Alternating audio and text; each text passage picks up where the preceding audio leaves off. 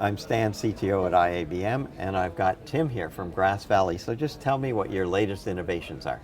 Well, thanks for having me here, Stan. Where do I start? There's been announcements and new developments across the portfolio. Of course, you've got to start with cameras. So the hardware portfolio is still very much the core of Grass Valley's business. So the latest LDX 150, LDX 135, and the compact versions. So we were showing the compact version of the 135 at NAB, and there's been further development since then here for IBC. That's before we get onto the production switches. So the latest developments of K-frame and also the new Cayenne panel.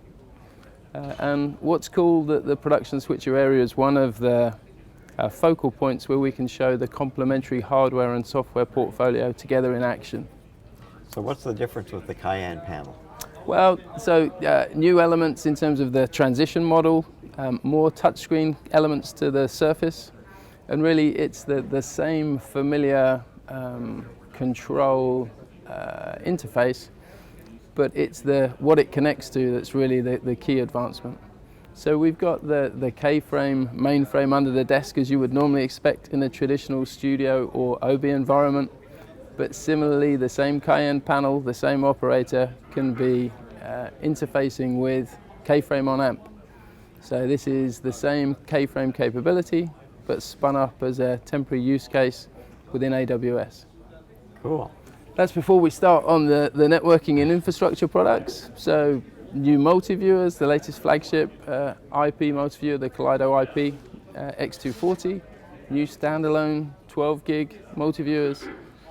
Latest IP gateway technology has been a big area of focus for us, where we're really doubling down investment across the hardware portfolio. And then, a bit like the K-frame example, GV Orbit as an orchestration layer is now seamlessly integrated with our AMP platform. So you have one control and monitoring solution enabling streamlined workflows for on-prem environments, but also hybrid cloud environments too. I'm glad to hear you're working on orchestration, because certainly our research has showed people are, they're doing too many things manual, Yep. making errors. Yeah, and control and monitoring, if you think of the heritage of GV, has deep subject matter knowledge across those key areas, whether it's eye control or roll call. And really, GV Orbit is a ground-up development that we've built upon over the last couple of years, and really looking now to accelerate.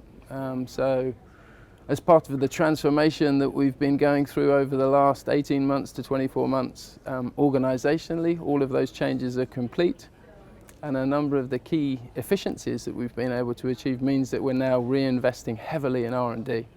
Well, as Chief Revenue Officer, you get your finger on the pulse. You get to see the changing dynamics in the industry. So Yep. Tell us what you see. Well, from a vendor community, probably the most significant change is the easing of the supply chain. And so we've been hoping and praying for an improvement there for the last 18 months. At NAB, we were explaining that we were expecting it to improve, and by IBC, we're really seeing dramatic improvements across the portfolio. What that means for our clients is that we're able to deliver more quickly and a more seamless customer experience. As Chief Revenue Officer, it means we're going to have... That's important for you, no question. As Chief Revenue Officer, it means we're going to have our biggest revenue year post-COVID for cameras, for switches, for infrastructure. And that's before we even get started talking about the accelerated adoption of AMP, which is really taking off. In terms of the dynamics within the industry, obviously all of our clients are faced with the same challenge of how to increase their revenues and dramatically lower their costs. And the combination of the highest profile, highest quality production solutions that we provide is there to enable them to create really compelling and competitive content. Well, you're not trying to do this all alone. Tell us about your collaborations. Yeah, so a big part of AMP's success has been the Alliance program. So we now have over 80 Alliance partners signed up as part of the program. We've got 20 of them showcasing their technology with us on the booth. And many of them are native integrations benefiting from the free and open SDKs and APIs that we've made available. and I'm reliably informed by many of them that it's a relatively straightforward and relatively simple process. Most of those integrations have taken no more than 1 week to complete. And what it really delivers is the opportunity for our clients to select best of breed solutions, because Grass Valley doesn't offer a solution for every application or every requirement. So if a client has a need for their particular favored graphic solution or intercom or control surface, we're integrating natively with all of those. And it's really, those alliance partners are going to be a big part of Grass Valley's success moving forward.